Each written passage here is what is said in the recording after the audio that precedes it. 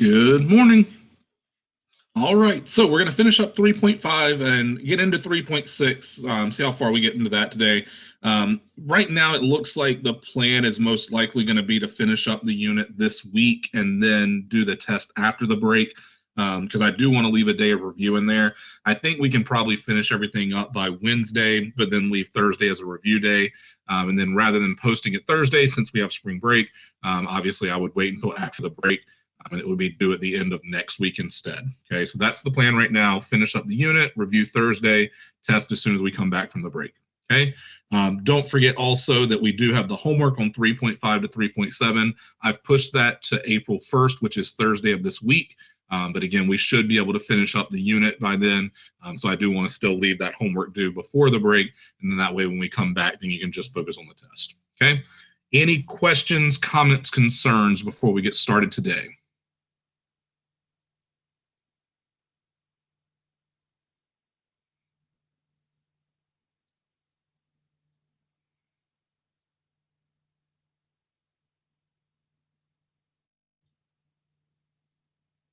It'll be posted next Wednesday. So Monday and Tuesday are breaks for us. So we'll come back on Wednesday. So it'll be posted Wednesday, due Friday is the plan.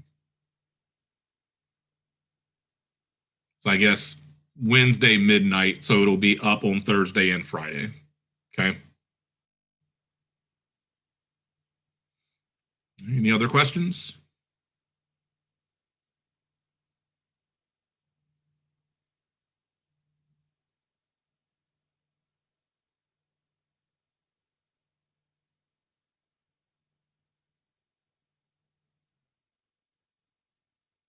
All right. So let's take a look here. Like I said, we've got a couple more examples in 3.5 to finish up before we get to 3.6. So we have our conjugate zeros theorem that says that if the polynomial p, that's that same polynomial we've been looking at, has real coefficients, and if the complex number z is a zero of that polynomial, then the complex number z bar, which is the complex conjugate, is also a zero of p. So if you remember back in 1.6, we talked about complex conjugates, and so we said, like, if 1 plus 2i is a 0, then 1 minus 2i also has to be a 0 now, because that's the complex conjugate of that complex number. Okay, so that's what we're going to be looking at now, is if we know one of our zeros is complex, then we know its conjugate is also a 0 of that same polynomial. Okay? All right, so we want to find a polynomial here of degree 3 that has integer coefficients, and its zeros are 1/2 and 3 minus I. Now, if the degree of this polynomial is 3, then how many zeros does it have to have?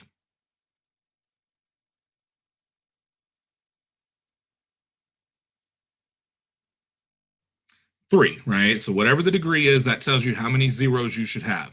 In this case, they only give us 2. But if these are zeros of our polynomial, what else has to be a 0 then, according to what we just saw on the previous slide?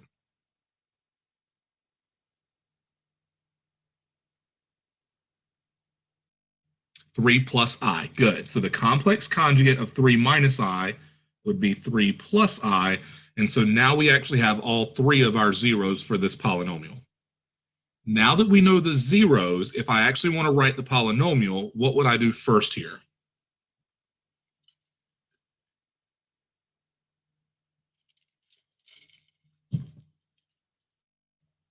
Good. Write the factored form. Okay, so what would the first factor of this polynomial have to be then?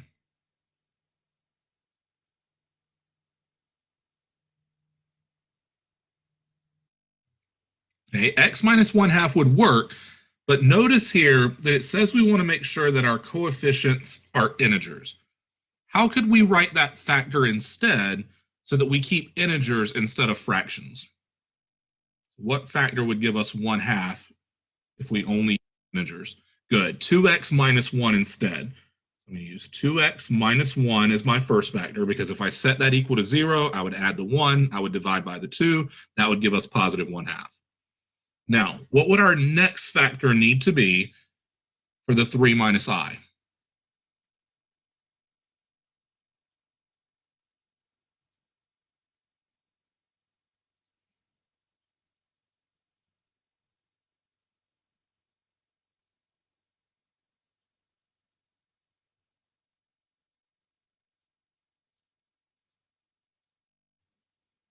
Okay, so remember we need an x in the factor for sure, right? Because we need to be able to set this equal to 0 and solve for x. So if I start with x here, what would the rest of that factor look like if I want my 0 to be 3 minus I?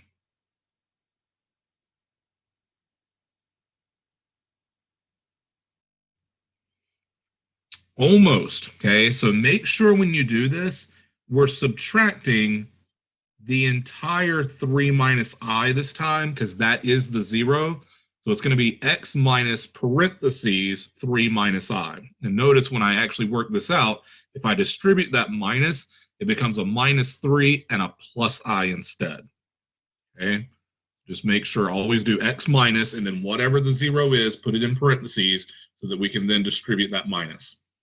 So what would the other factor look like for the 3 plus I then?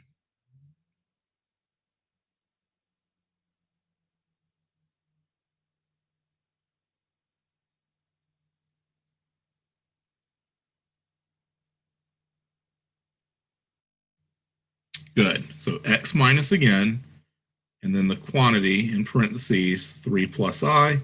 That's going to be our other factor. So again, it's always x minus, and then whatever your 0 happens to be. And so just make sure you group that 0 together since it has two parts now. Any question about getting those factors this time?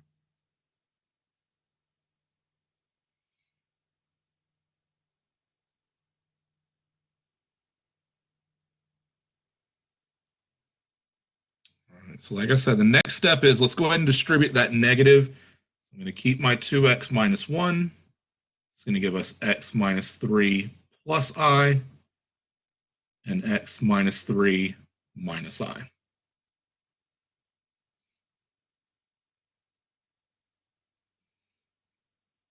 Right, now remember, it's best to go ahead and multiply the two factors that have i's in them, because a lot of time those i's are going to cancel out and things like that. So let's multiply those first, and then we'll multiply by the 2x minus 1. Since I've got three terms in there, though, I'm going to do a box just to make sure we multiply everything we're supposed to.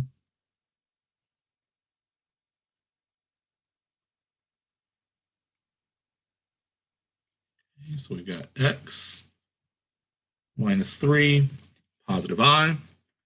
We've got x minus 3 negative I. All right, so if we go down our list here, x times x, that's going to be x squared. Then we'll do x times negative 3. It's a negative 3x. And if we do x times I, it's going to be xi. Then we'll go to our next row here. Negative 3 times x is a negative 3x. Negative 3 times negative 3 becomes a positive 9. And negative 3 times I is a negative 3i.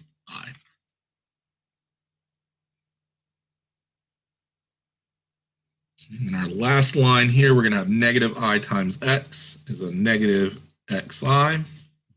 Negative I times negative 3 is going to become a positive 3i. And negative I times I should give us negative I squared.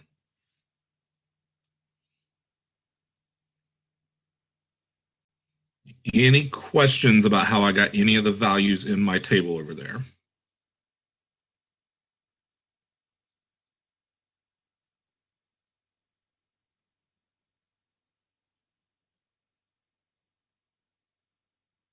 Okay.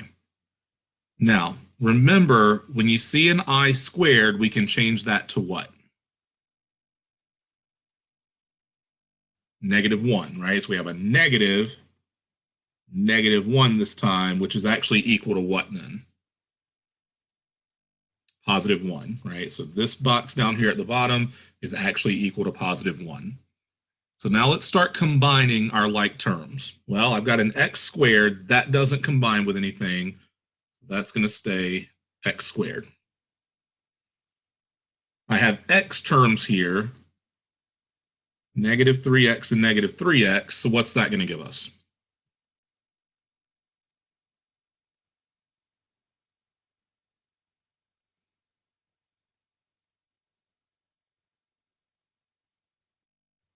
Good. That's going to be a minus 6x. I have an xi and a negative xi. What's going to happen to those terms? They cancel out, right? So my positive xi and my negative xi here, those cancel. I also have a negative 3i and a positive 3i. So what's going to happen to those? Those also cancel. And then I have my 9. And remember, this becomes a positive 1 here. So when I combine these two, what do I get? Positive 10. So this is plus 10. And then I'm going to bring down my 2x minus 1. So notice there, all the I terms canceled out once we multiplied those two factors together. So that's why we always want to do that first, so we're not dealing with the I's all the way through the problem. Okay. Any questions on anything we did to get that step now?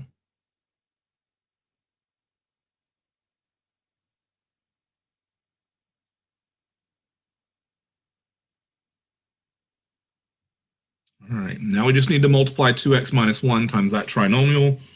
Again, I'm going to do a box just to make sure we get everything we're supposed to here. So I've got 2 terms and 3 terms, so I'll do 2x here, negative 1. We have our x squared, a negative 6x, and a positive 10. If we multiply here, 2x times x squared is 2x cubed. 2x times negative 6x is going to give us a negative 12x squared. 2x times 10 is going to be 20x. And then our second line here, negative 1 times each of those is going to give us a negative x squared, positive 6x, and a negative 10. Now, if we combine like terms in that box, what's that going to give us as our final answer this time?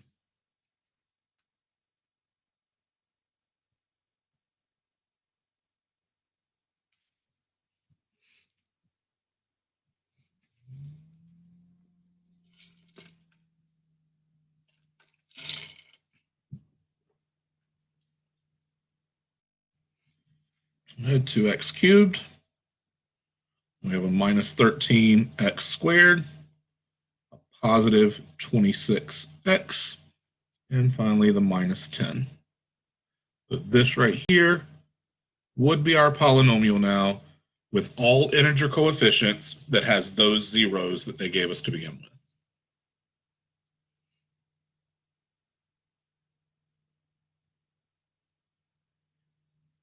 And the key to even starting this one is to remember that if it has a complex zero, the conjugate also has to be a zero. That's how we have our 3 zeros. Then we can write our factors and then just multiply everything out. Any questions on that one?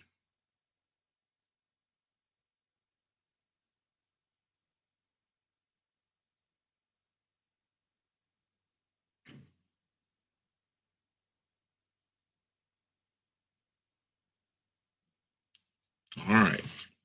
Now, every polynomial with real coefficients can be factored into a product of linear and irreducible quadratic factors with real coefficients. So in other words, right, we've looked at the complete factorization where we get it down to only linear factors if we use complex numbers, but we also know now that we can at least get it down to linear and quadratic if we only want to use real numbers, right? So if we ignore imaginaries, we should at least be able to get it down to just linear and irreducible quadratic factors, okay? So that's what we're going to do here. We're going to get it down to those irreducible quadratic factors and linear factors, and then we'll do the complete factorization where we include the imaginary parts, okay? What's the first thing we could do here then if we're trying to factor this one?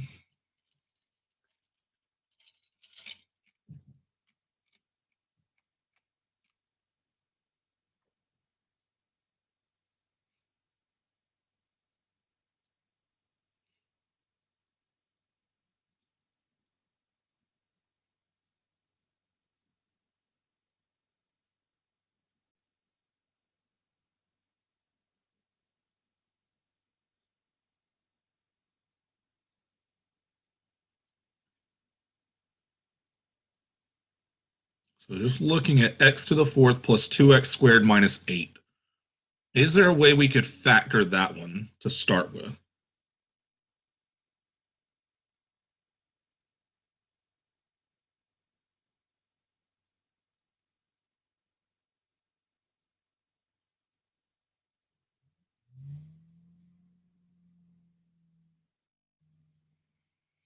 Okay, so in this case, we don't have any common factors, right? Because there's no coefficient on the x to the fourth. It's an understood 1. So we don't have anything in common number-wise. We also don't have an x in all three of our terms. So there's really nothing we can factor out, right? So what we're going to do here, let's think about it this way. I have a trinomial. I have three terms. Could I somehow break this into two binomials like we would if it was quadratic, right? If that was like an x squared instead.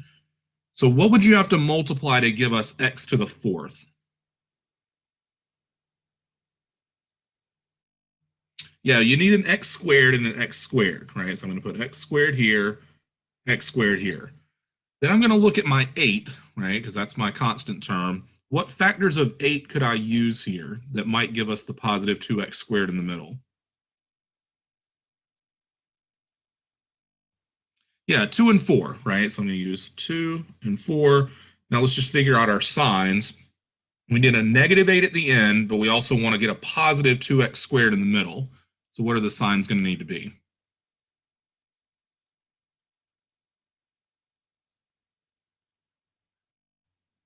Good. The 4 is going to be positive. The 2 is going to have to be a negative, right? Because if I were to multiply this out now, I'd get x to the fourth.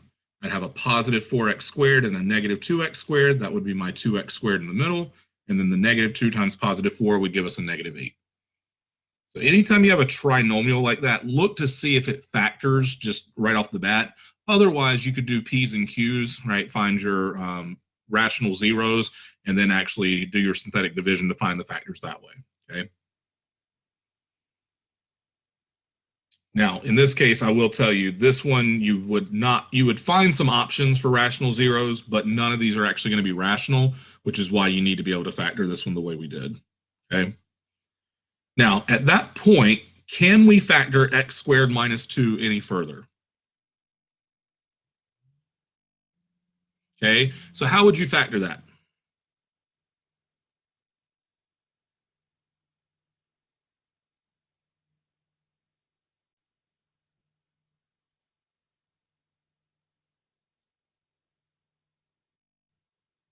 Yeah, right. Two's not a perfect square, so we don't really have a difference of squares here. So x squared minus 2, you can't really do much else with it, right? What about the x squared plus 4?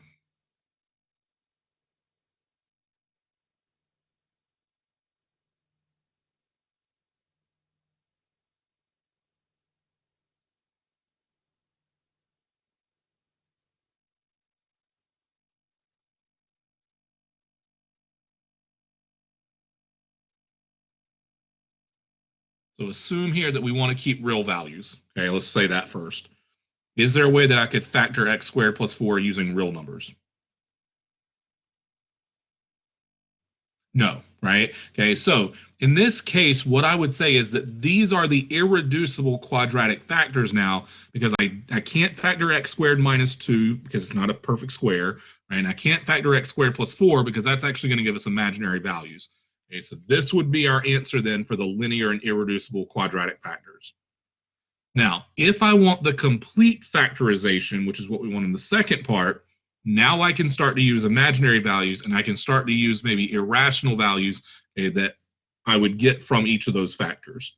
So I'm going to take each one now, set it equal to 0 to find the zeros, and then write the factors from those zeros. So x squared minus 2 equals 0, and x squared plus 4 equals 0.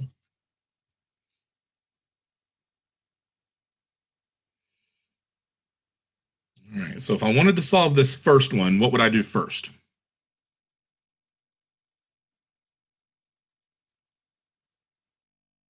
Good. So x squared equals positive 2. And then we could do what? Take the square root. And so when we do that, what do we have to remember?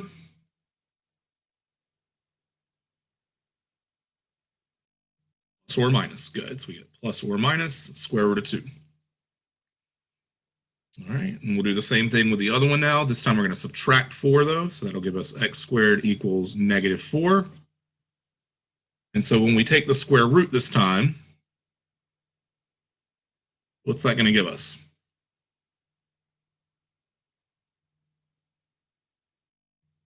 Good. Plus or minus 2i. Square root of 4 is 2. Square root of a negative gives us the imaginary, the I. So we get plus or minus 2i. Now we know all of our zeros for this polynomial. So now I want to write the complete factorization from those zeros. So what would one of our factors have to be then?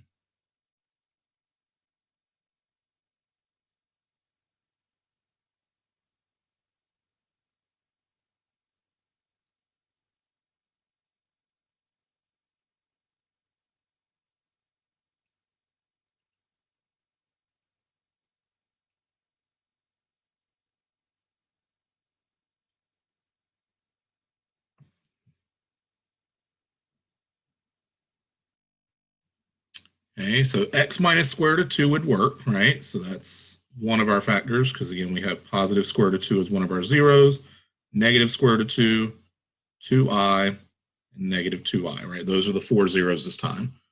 What else is going to be a factor? So you got x minus 2i, that is going to be one of the factors. Put that one down here. What's another factor going to be? X plus 2i, good. And then that last factor have to be x plus the square root of 2, good. So that would be our complete factorization now, right, where we actually take all the zeros and write linear factors from each one of our zeros. And keep in mind, because the degree is 4 here, we know we should have 4 zeros. We can get 4 linear factors then in that case. Any questions on finding the irreducible quadratic factors and then using that to then find the linear factors, including complex numbers?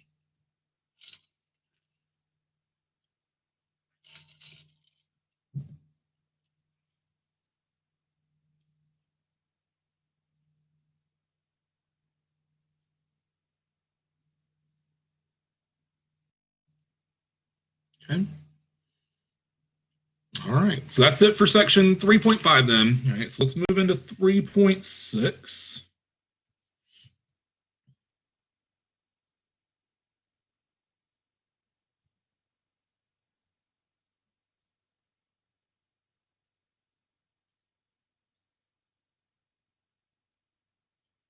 So 3.6, rational functions. So remember, rational just means fractional. So in this case, when we look at these functions, we're going to have fractions that have x's in both the numerator and denominator in some cases. We're going to have to look at ways that we can figure out what the graphs of these rational functions are going to look like. Right? So some of the key information that we can gain. Right? So we're going to start with our most basic rational function, which is just 1 over x. Okay, so again, we have our x in the denominator. We have a fraction. So we're going to graph this, and then we're going to talk about domain and range. Now, I'm going to go ahead and just put this in Desmos just so we can kind of get an idea of what this graph looks like, and then we'll talk about some of the key features of the graph, right? So 1 over x is our function this time.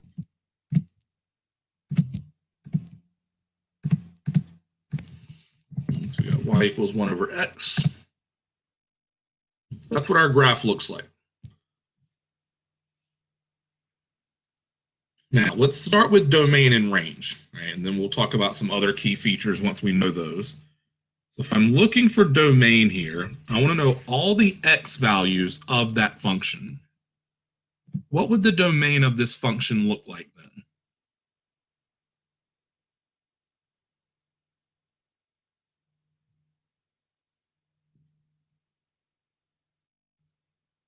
Good. The only thing that's not included in terms of x values is the y-axis, which is x equals 0, right? So we're going to go from negative infinity to 0 with a parenthesis because we don't want to include 0, and then a union, and then pick up with 0, go to infinity, again, not including the 0.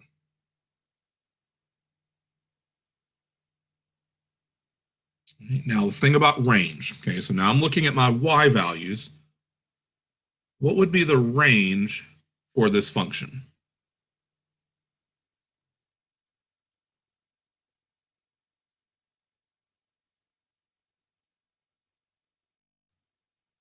Okay, so if it was negative infinity to infinity, it would have to include every single y value between negative infinity and positive infinity.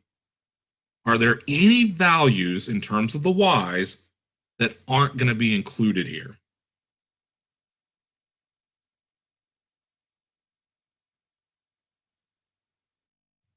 Zero, right? Because if you read from bottom to top, right, yes, it goes down to negative infinity. Yes, it goes up to positive infinity. But notice here that the middle of that graph, we never actually cross the x-axis, right? And these things aren't connected. So we never actually touch a y value of zero. So we're going to have to say it's just like the domain, negative infinity to zero with a parenthesis, and then parentheses 0 to positive infinity. Okay, so our graph of 1 over x here, okay, never touches 0 for the x value, never touches 0 for the y value. And so that's what our graph's going to look like. Now, in terms of what we call these values, right, because 0 doesn't work for the x, it also doesn't work for the y. At x equals 0, we have what's called a vertical asymptote. Okay, and I'm going to switch back to the notes in just a minute so you can see these terms. Okay, we have a vertical asymptote at x equals 0. So I'm actually going to graph that on here just so you can see what the line x equals 0 looks like. There's x equals 0. That is the y-axis, right? And that gives us a vertical line now, which is why we call that a vertical asymptote, because our graph approaches that line, but it never actually touches it. Now, because it's also not going to be equal to 0 along the y, we would also say that there's what we call a horizontal asymptote at y equals 0. And again, I'll put that on the graph just so you can see it. If I graph the line y equals 0, that's the blue line now, that is the x-axis. You can see that our graph approaches that horizontal line, but it never actually touches it. So we have a vertical asymptote at x equals 0. We have a horizontal asymptote at y equals 0. So those are key features now of our basic 1 over x rational function graph.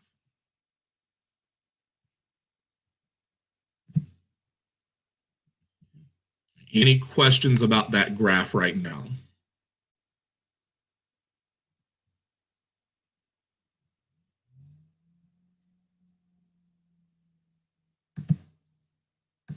All right. And switch back to the notes so you can see the terminology here. All right. So vertical asymptote, asymptote. That's at x equals 0 for our basic 1 over x graph. And then we also have that horizontal asymptote at y equals 0, again, because our graph approaches that y value and never actually touches it. Okay. So those are going to be the things we're actually looking for on a lot of these graphs. What's our domain? What's our range? Where do we have any asymptotes, right? Places that the graph is approaching and not touching. And that's going to help us to think about what these graphs actually look like.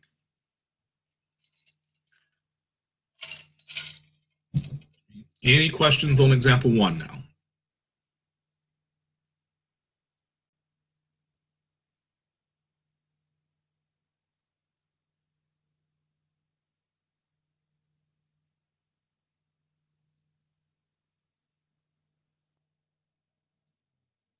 All right. So here's our definition of vertical and horizontal asymptotes. Okay, so the line x equals a is what we call a vertical asymptote of the function if y approaches positive or negative infinity as x approaches a from the right or the left. Okay, so I know it's kind of small on the screen there. Remember, the slides are posted, so you can go back and look at them if you need to. But notice here with each one of these graphs, either our curve is approaching from the right-hand side and going up towards positive infinity, or it could be approaching from the left and going up towards positive infinity. It could also be approaching from the right and going towards negative infinity, or it could be approaching from the left and going towards negative infinity. Right? So those are the 4 options, but in any of those cases, we would say that x equals a is a vertical asymptote of that graph. Now, sometimes you'll be approaching from the left and the right, both going towards positive infinity, right? Sometimes you'll be approaching from the left and the right and both going towards negative infinity. The 1 over x graph, remember, went up on one side and down on the other side. That's an option too. Okay, so as long as you're just approaching positive or negative infinity from the left and or the right, then we call it a vertical asymptote.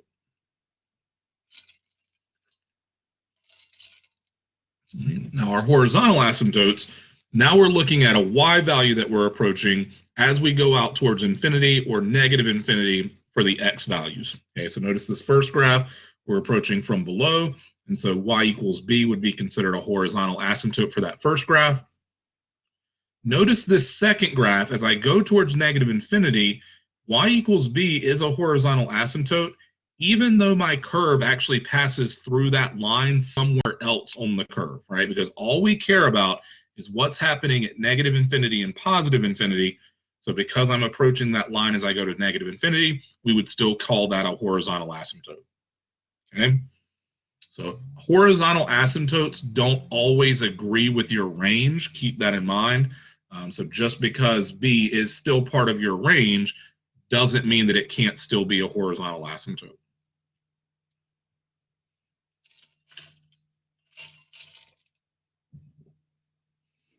Any questions on vertical and horizontal asymptotes now?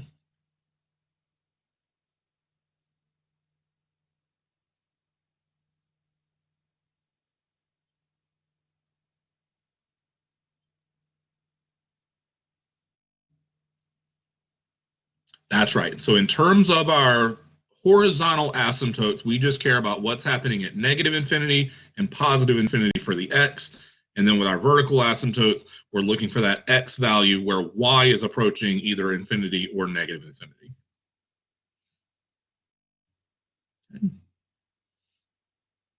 Any other questions there?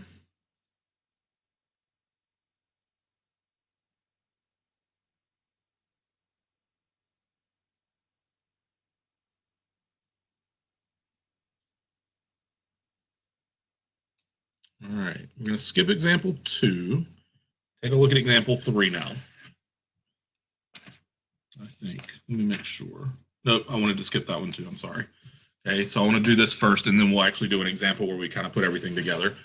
All right, so we want to let R be a rational function. And so notice here we've got a polynomial in the numerator. We have a polynomial in the denominator. The vertical asymptotes are just going to be the zeros of our denominator. So we can find the factors and set them equal to 0 in the denominator. That's going to actually give us where we have vertical asymptotes, because that's where the function itself will be undefined if the denominator was 0. So that's, the basic, there's one step to that. Find your factors, set them equal to 0. That gives us our vertical asymptotes. Now, to find horizontal asymptotes, there's actually 3 options. If our n value is less than m, and so notice up here, we're looking at the degree in the numerator and the degree in the denominator. That's your n and m values. If the n, the degree in the numerator, is smaller than the degree of the denominator, then we're going to have a horizontal asymptote at y equals 0. And it doesn't matter how much smaller the degree in the numerator is. Okay, if it's smaller than the denominator, then we say there's a horizontal asymptote at y equals 0. If those degrees happen to be equal to each other, the way we're going to find the horizontal asymptote is going to be to divide these coefficients. So I'm going to take the a sub n and divide by the b sub m, and that's going to give me my horizontal asymptote if the degrees are equal in the numerator and denominator. And then the final option is if the degree of the numerator is bigger than the degree of the denominator, then there's not going to be a horizontal asymptote at all. Okay, so that's what we have to look at first. We're looking for horizontal asymptotes. Look at your degrees on top and bottom. If it's smaller on top than on the bottom, it's y equals 0. If they're equal to each other, divide the coefficients. That gives you a horizontal asymptote. And if the degree on top is bigger than the degree on the bottom, then there is no horizontal asymptote at all. Okay?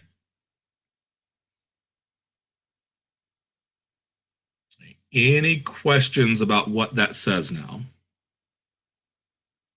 We're going to do examples with actual numbers and stuff so we can find these. Any questions right now?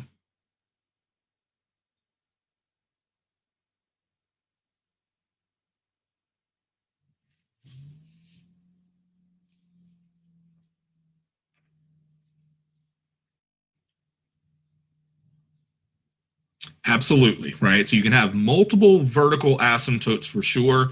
And the reason for that, right, it's you could have multiple factors in the denominator, multiple things that would make it equal 0. And so all of those could be vertical asymptotes in that case.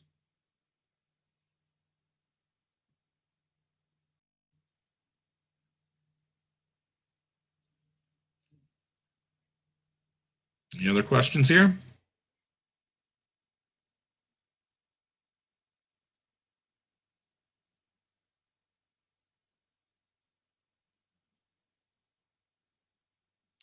All right. So let's take a look now at example 4. Okay, so here's our rational function. We've got 3x squared minus 2x minus 1 divided by 2x squared plus 3x minus 2.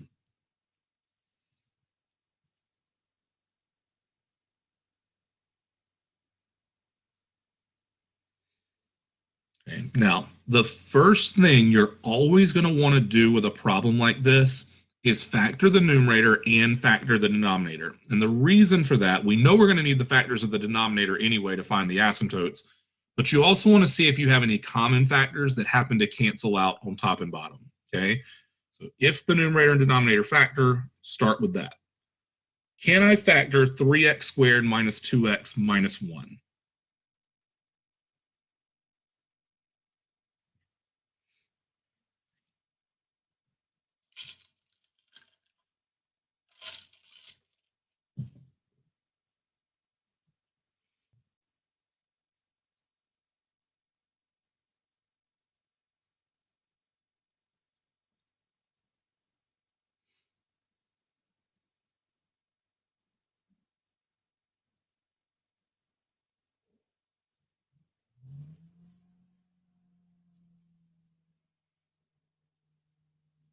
So what would you start with to get 3x squared? Let's go with that first. What would be the factors of 3x squared?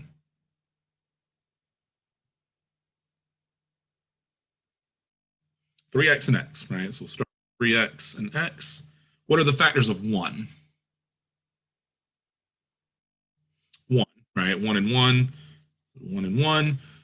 I need a -1, so I know my signs need to be opposites, right? So in this case, where would you put the plus and where would you put the minus so that we end up with a -2x in the middle?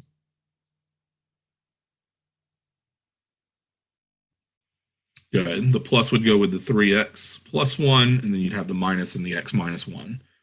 That gives us a -3x on the outside, a positive 1x in the middle. That gives us the -2x we want, and then the positive 1 times -1 is -1. Okay, so there's our factors. Do the same thing in the denominator. Okay, so what's going to give us 2x squared?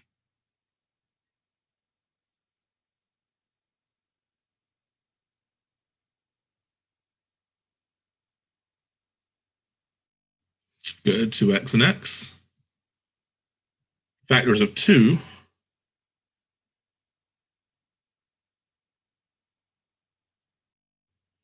1 and 2, right? Now, in this case, it does matter where we put those because we want to end up with a positive 3x. So which factor is going to go with the 2x?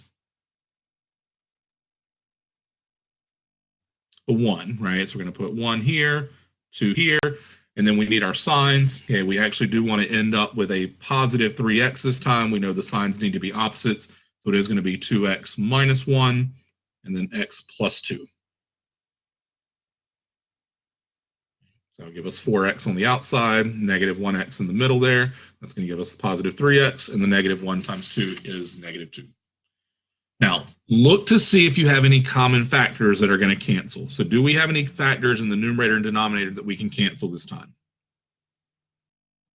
No, not this time, right? Okay, but again, that's why you want the factors to see if anything does cancel. Now we can look for our vertical and horizontal asymptotes. So remember we said, let's do vertical first. We're going to look at the zeros from the denominator. So to find my vertical asymptotes, I'm just going to abbreviate that VA. I'm going to take each factor from my denominator and set it equal to 0. We're going to have 2x minus 1 equals 0 and x plus 2 equals 0.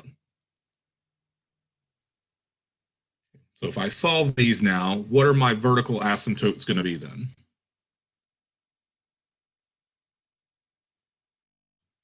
Good. So we get x equals positive 1/2. And over here we get x equals -2. Now notice when you're writing a vertical asymptote, you need the entire equation, right? So don't just write 1/2 and -2. Actually write it as an equation of a vertical line. X equals 1/2 and x equals -2. Those are your vertical asymptotes now. And that's one of the biggest questions I get in WebAssign is people put the 1/2 and the -2 in there and they keep saying, well, I know it's right and it's not taking it. It's because you don't have it written as an equation. Okay, so you actually have to write the equation of the vertical line for a vertical asymptote. Okay. Any questions on finding the vertical asymptotes?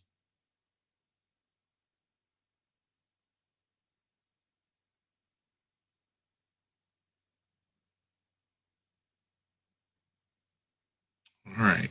Now let's talk about horizontal asymptotes.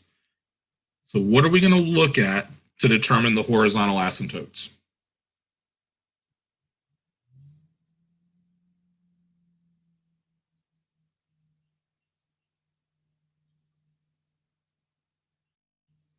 Okay, good. So we look at the degree of the numerator and the denominator. So the highest exponent, in this case, we have an x squared up here, and we have an x squared down here.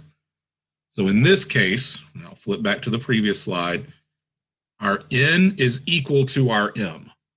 So what are we going to do to find the horizontal asymptote this time?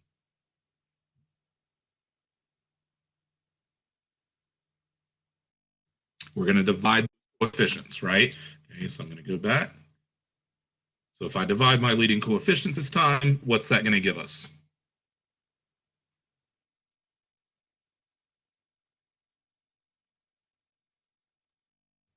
3/2. Right? And again, remember, because it's the equation of a line, because it's horizontal this time, it's going to be y equals 3/2. That would be the equation for your horizontal asymptote.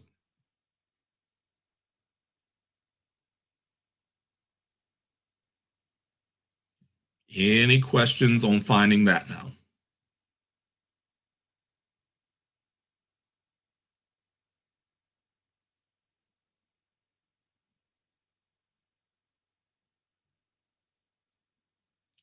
And that's it, right? So if they just ask for vertical and horizontal asymptotes, find your factors, set the factors in the denominator equal to 0. That gives you your vertical asymptotes. And then just take, in this case, your leading coefficients and divide them because your degrees are the same on top and bottom. That gives us the horizontal asymptote.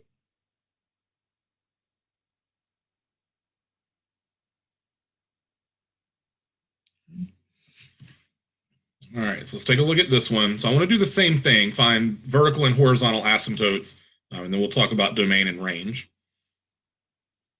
So what's our first step going to be then if we're looking for those asymptotes? Good, so let's factor. So if I factor this one now,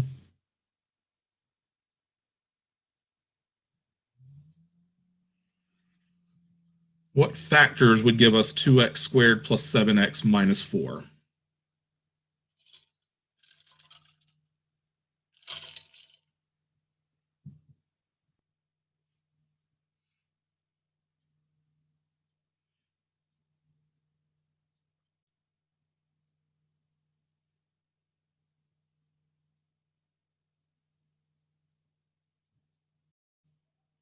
Okay, so we need a 4 and a 1 to get the 4, right? What about the 2x squared?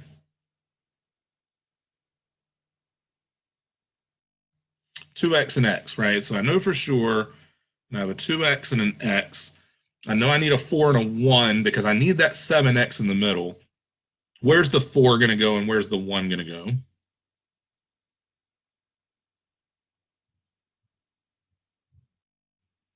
Okay, good. The 1 goes with the 2x, the 4 goes with the x, so that I get that 8x on the outside, the 1x on the inside, and then I need a negative here for the 4, so I know it's going to be opposite signs. That's going to be a positive 4 and a negative 1 then. Any questions about my factors for the numerator?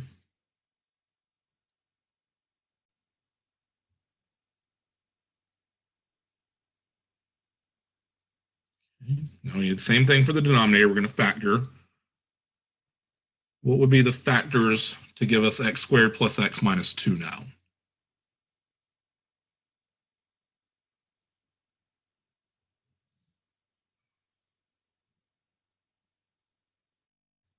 Good. So x plus 2 and x minus 1. And again, that would give us the negative 2 that we want at the end. We'd have a negative x on the outside, positive 2x on the inside. That would give us a positive 1x that we want in the middle there.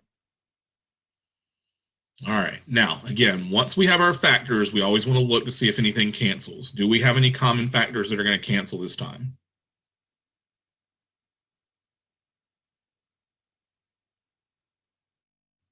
Not this time, right? Okay, so at that point, let's find our vertical asymptotes. How are we going to find vertical asymptotes?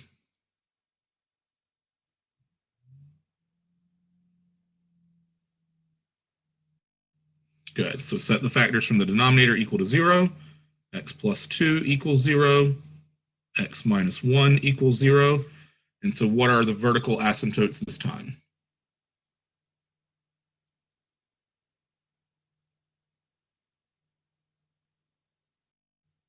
Good. X equals negative 2 and x equals positive 1.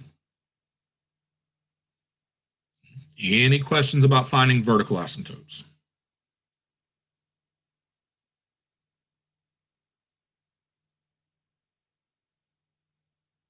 All right, let's talk about our horizontal asymptote. How are we going to find the horizontal this time?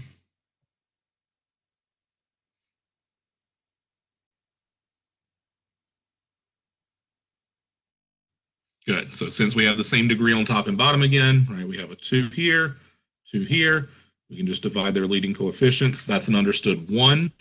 So we're going to have y equals 2 over 1, or just y equals 2 as our horizontal asymptote this time.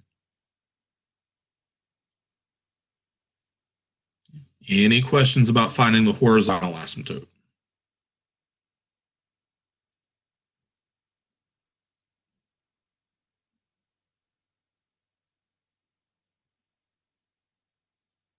Okay. Now, let's talk about domain and range.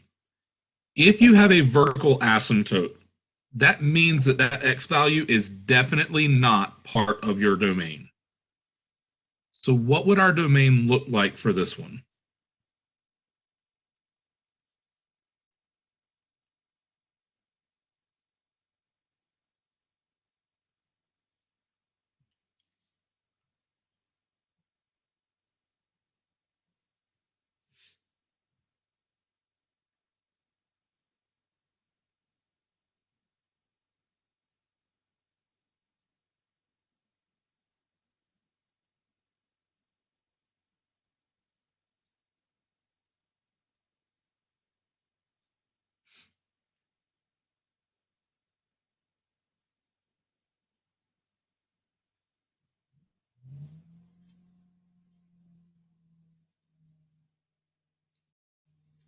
Okay, so we go from negative infinity to negative 2. We don't want to include the negative 2, right, because that's an asymptote, so we use parentheses. Then we need to include everything between negative 2 and positive 1. And then we need everything from 1 to positive infinity. Good. So negative 2 and positive 1 are the two vertical asymptotes. Those are the two things that make the denominator equal 0. That's where it's undefined, right? And so that's what our domain will look like this time. Now, we have to be careful with the range. Okay, so I'm going to actually show you this graph in Desmos just so you can see what I mean by that. If we do that,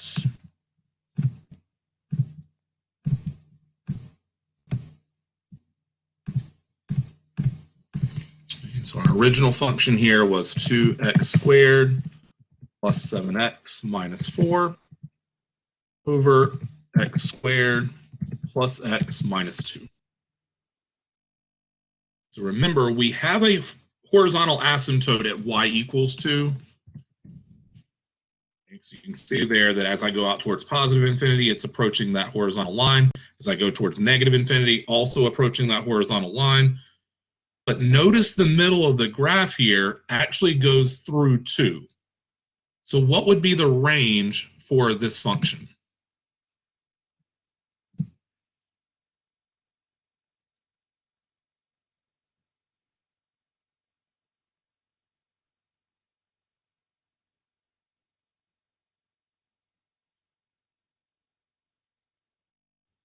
all real numbers, negative infinity to positive infinity.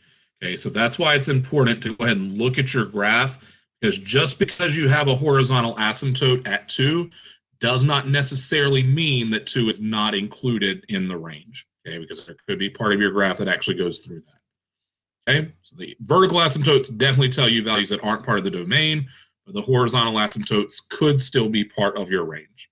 Okay. All right, so that's where we'll stop for today. We'll pick up. I've got like one more example I want to do there. We'll finish up that in 3.7 hopefully on Wednesday. Review on Thursday. And again, the homework is due Thursday night, and the test will be next week when we come back from break. Okay. Have a great afternoon, and I will see you Wednesday.